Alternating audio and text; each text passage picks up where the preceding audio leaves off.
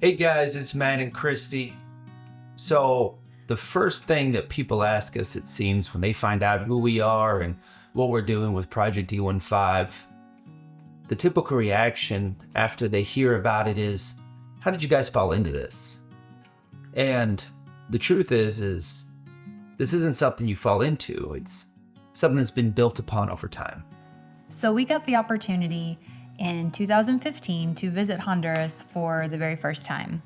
We were a part of some dear, good friends of ours' wedding, and while we were there, we fell in love with the country, in love with the people. Weddings really help with that. And little did we know that this experience that we had there would somehow come full circle, and we would find our entire family there, essentially with marching orders from God. So That's right. it's kind of neat. Yeah, that was an awesome trip and a really great introduction for Kristie and I to the country that we believe, looking back, that God was making. And then fast forward in 2020, Ava and I are there again. Now, in between those 5 years, the Holy Spirit was really prompting us to start being obedient in little things.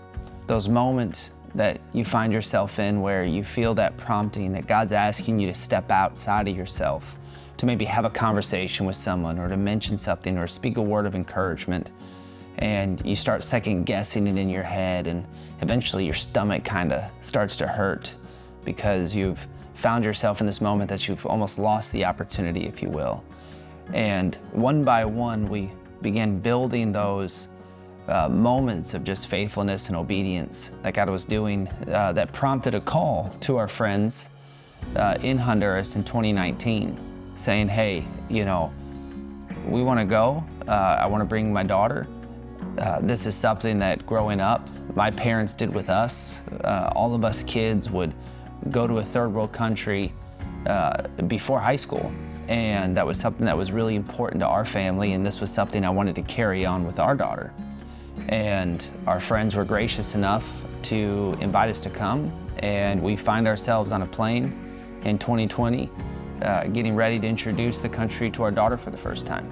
So after Matt and Ava got back from their trip, I'd say it was life-changing, to say the least. It changed our daughter, for sure. And shortly after the trip, Matthew came to me, and I remember very vividly what he asked me, very specifically. He looked at me and he said, "Wife, need to ask you something." I said, "Okay." He said, what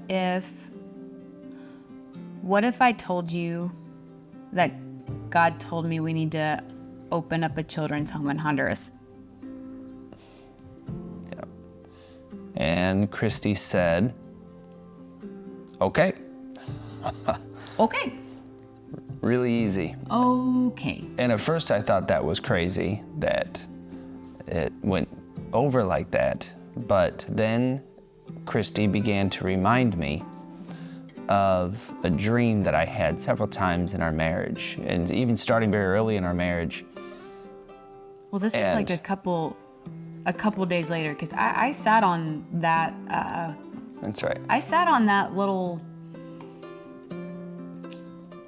nugget for a couple days, and it had to have been God that reminded me that Matt did have a couple of dreams that at the time didn't make sense to us, but they were recurring dreams nonetheless. So. And I'd completely forgotten about the dream, and her reminding me and sharing with me again those dreams affirmed everything that God was speaking to us now. Mm-hmm. And that was awesome. So as we continued on this journey moving forward with this vision and idea that Matt brought to the whole family, it seemed to me that every perceived obstacle, everything that could be a hindrance or something, just a challenge, anything that we were facing, because there's a lot of those things that were in front of us every step of the way.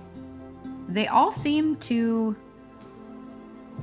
be in some kind of relationship where the more that me and Matt decided to surrender and lay down of our own wants, of our own plans, of our own future things with our family, friends, etc., just our stuff, our worldly stuff. It just seemed that the more we would submit those things to God and really just let go of them, then, well, not only did those obstacles and those challenges seem to really sort themselves out, but not only that, but our vision, I feel like, was enlarged, because it really became clear to us it was never really our vision, but God's vision, and He was willing to let us participate in His plan, but it would only be successful upon our laying down and surrendering of our own plans. That's right. Over and over from the beginning, the Lord's just broken down walls and remained faithful. Yeah. And seeing it through. And it's been an awesome journey.